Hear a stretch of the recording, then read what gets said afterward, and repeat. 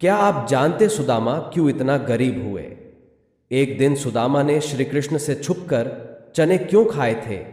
इस कथा के पीछे एक रहस्यमयी घटना छिपी है। एक निर्धन ब्राह्मणी जो भिक्षा पर जीवन यापन करती थी, कई दिनों तक भूखी रही। छठे दिन उसे भिक्षा में केवल 2 मुट्ठी चने मिले। उसने सोचा, प्रातः वासुदेव को भोग अर्पित करके इन्हें ग्रहण करूंगी। लेकिन उसी रात चोर उसकी कुटिया में घुस आए। उन्होंने उस पोटली को सोने चांदी से भरी हुई समझकर चुरा लिया और अंधेरे में भाग निकले।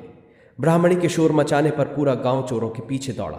घबराए चोरों से वह पोटली छूटकर एक जंगल में गिर गई, जहां संदीपनी आश्रम के पास हवा में बहती हुई आ पहुंची। सुबह जब आश्रम की गुरु माता झाड़ू लगा रही थीं, तो उन्होंने वह पोटली देखी। उन्होंने सोचा कि यह किसी ब्राह्मण की भिक्षा हो सकती है और उन्होंने सुदामा को दे दी। गुरु माता ने कहा, बेटा, तुम और कृष्ण दोनों मिलकर इसे खा लेना। सुदामा जैसे ही पोटली हाथ में लेते हैं, उनके दिव्य ज्ञान से उन्हें इस पोटली की सच्चाई ज्ञात हो जाती है।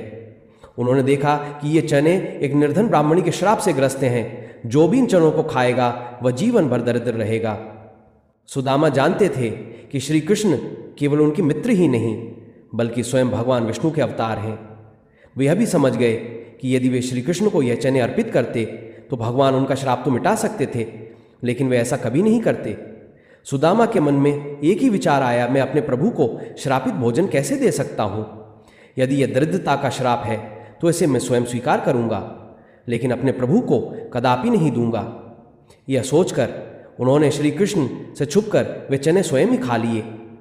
सुदामा ने इन चनों को ग्रहण कर लिया और दरिद्रता का श्राप स्वीकार किया, लेकिन उन्होंने कभी इसकी शिकायत नहीं की। वे अपने मित्र श्री कृष्ण से भी कुछ मांगने नहीं गए, क्योंकि उनके लिए सच्चा प्रेम किसी भी भौतिक सुख से ऊपर था। लेकिन श्री कृष्ण अपने मित्र के त्याग और प्रेम को भली भांति जानते थे। इसलिए जब सुदामा द्वारका पहुंचे तो उन्होंने अपने मित्र की दरिद्रता को समाप्त कर दिया और उनके जीवन को समृद्ध बना दिया। यह कथा केवल सुदामा की गरीबी की नहीं, बल्कि उनके त्याग, निस्वार्थ प्रेम और भक्ति की है। यही कारण है कि उनकी मित्रता आज भी अमर है।